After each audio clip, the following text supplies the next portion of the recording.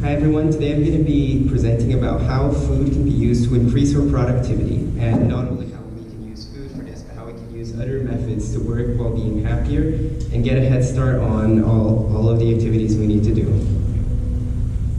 So the reason that I decided to talk about this thing is because I've been researching it a lot since I used to have a lot of trouble with productivity.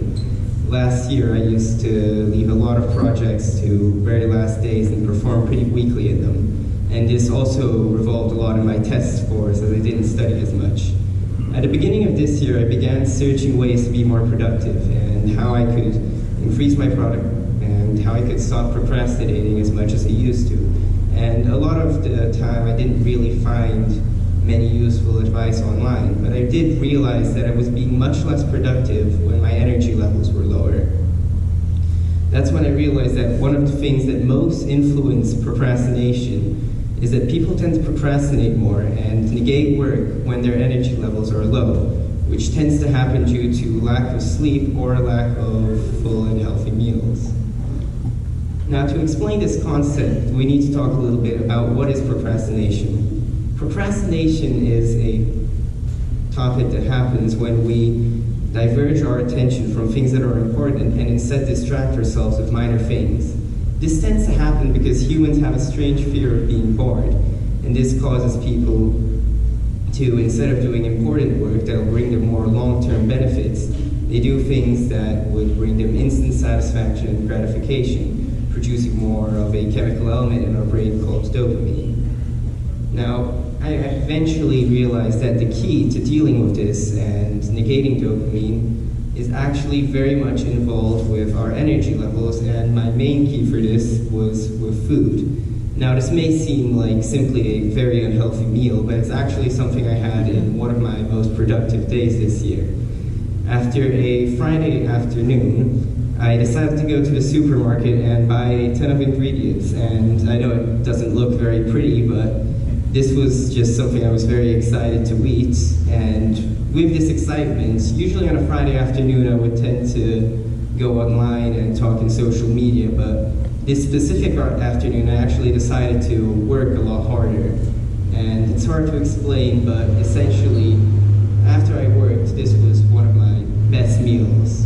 This influenced me a lot in how I worked in the future. Now, essentially what I want to talk today is how a good meal can affect our productivity.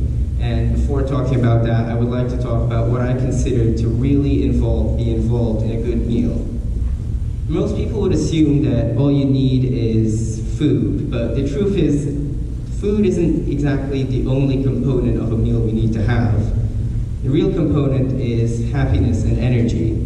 And this is where the three main methods we can gain energy while eating come in. Now, I see that there are three ways we can eat. We can either eat personally and just not do anything. We can eat with other people, or we can eat while doing a different activity, such as watching something or working on something. Eating personally can work out, although it can be troublesome. If you're not feeling very well before eating, it's recommended that you do something to raise your energy levels, or else the meal might not actually be as effective or as tasty overall. Now, the best way by far to increase your energy levels while eating is to eat with someone else, as that way you can communicate and you can also increase your happiness a lot, as interaction tends to be one of humans' main ways of having fun. The last way of eating, which is somewhat less recommended, but it would be eating while doing leisure activities, such as watching something or maybe interacting online. The problem with this form of eating is that while it does increase your energy and happiness, it can also distract you from things you plan to do later, as activities such as watching things and talking online tend to be more dopamine-inducing and more distracting. Now, I have a small story related to how I started motivating myself using food, and it's based on a side project I had a few months ago.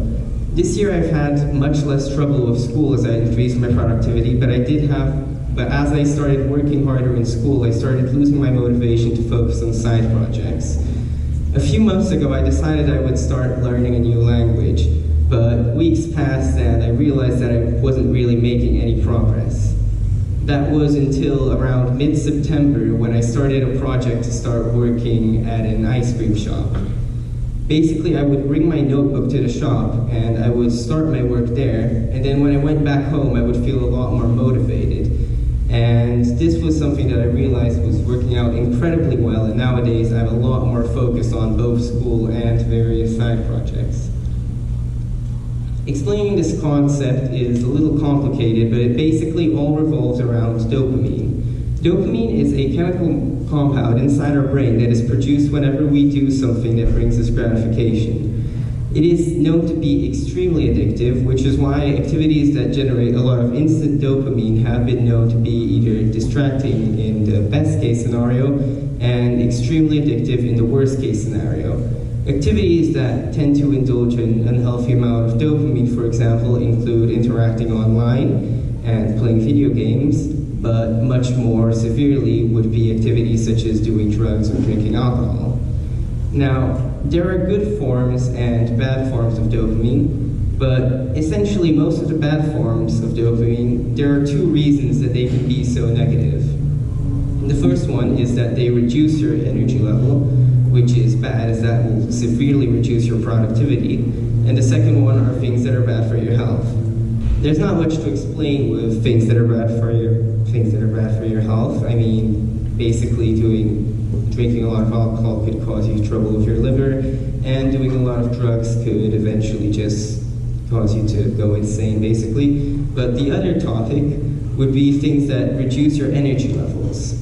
See, social media is something that tends to be extremely exhausting, depending on what you do.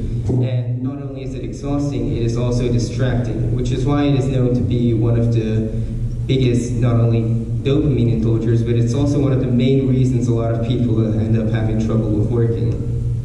But I actually found that there is one of the healthiest ways we can generate dopamine that does not reduce our energy levels, but it actually increases it.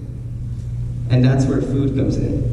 Food actually is one of the main sources of generating dopamine when we have an energetic and happy meal. And this is especially good because if you have a good meal, you can not only raise your happiness levels, but also your energy levels. And this is why it's important for us to have large meals and, well, not too large, but happy meals, and use them so that we can raise our productivity. Because I did mention earlier that I used to work while eating, but the thing is I didn't only work while eating. I only started working while eating because I realized that the hardest part is always the beginning. And once you get done with that, you can zoom right through all your activities a lot faster. That is why I think it's important for us to use food and increase our productivity by doing things that make us happy. But the big conclusion I wanted to get out of this TED Talk isn't solely revolving around culinary. The truth is that it's more so related to energy and happiness, which is why if you're not as interested in food as I am, you could use other methods. One very useful method to increase your productivity would be working while listening to music or working while talking with a friend. Of course, you'd need to severely avoid distractions, as a lot of people tend to talk about things unrelated to work.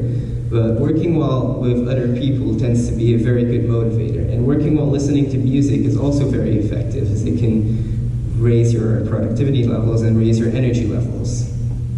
And energy levels also aren't solely dependent on food.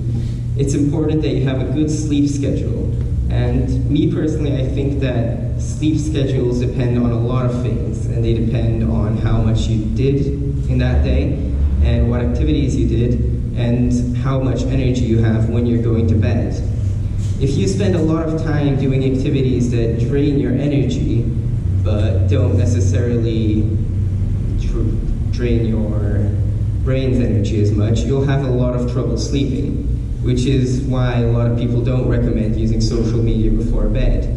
But if you work and eat a lot during the day, you will find yourself sleeping a lot better, which is something that's very important to raise our productivity and also make sure that we can make the most of our dopamine generation during the day.